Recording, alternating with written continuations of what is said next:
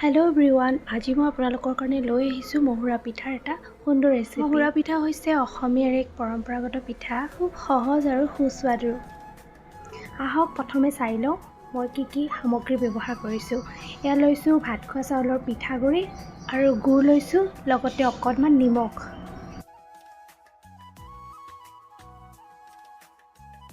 প্ৰথমতে পিঠাগুড়িখিনিত মই নিমখকণ দি লৈছোঁ। এতিয়া ভালদৰে মিহলি কৰি অলপ অলপকৈ পানীৰে এইখিনি মিহল কৰি যাম। পানী মই অলপ অলপকৈ দি যাম, একেবাৰে দি নিদিওঁ, কাৰণ একেবাৰে দি দিলে ঢিলা হোৱাৰ চান্স থাকে।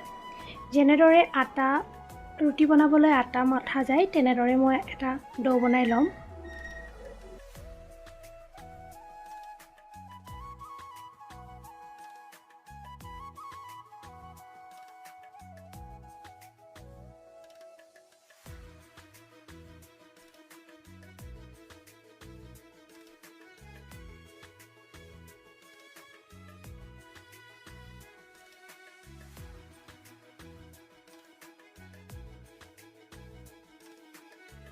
এতিয়া মঠি লোৱা ডোটোৰ পৰা এটুকুৰা লৈ এনেদৰে হাতেৰে ভাঁজ দি তাতে দি দিছোঁ মই গুড় এটুকুৰা, আৰু এইধৰণে ভাঁজ দি দিলেই হ'ল।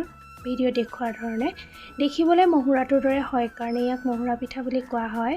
মোৰ প্ৰথমটো মহুৰা পিঠা ৰেডি হৈ গৈছে। এনেদৰে একেই প্ৰচেছত গোটেইকেইটা বনাই ল'ম।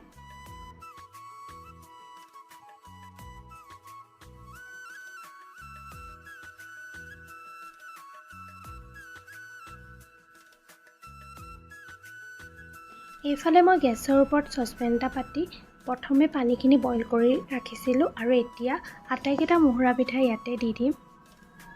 মহুৰা পিঠাকেইটা কিছু সময় বইল হোৱাৰ পাছতে মই ধুনীয়াকৈ উলিয়াই ল'ম, আৰু এইখিনি ঠাণ্ডা হ'বৰ কাৰণে ৰাখি দিম। ঠাণ্ডা হোৱাৰ পাছতে ধুনীয়াকৈ খাব পৰা হৈ যাব। খুবেই সহজ এই পিঠাবিধ বনাবলৈ, লগতে বহুত টেষ্টিও হয় খাবলৈ। আপোনালোকে যদি বনাই চোৱা নাই আজিলৈকে, তেতিয়াহ'লে মোৰ ৰেচিপিটোৰ পৰা আপোনালোকে ট্ৰাই কৰি চাব পাৰে। ৰেচিপিৰ ভিডিঅ'টো চাই যদি আপোনালোকৰ ভাল লাগিলে, তেতিয়াহ'লে কমেণ্ট কৰি জনাবলৈ নাপাহৰিব।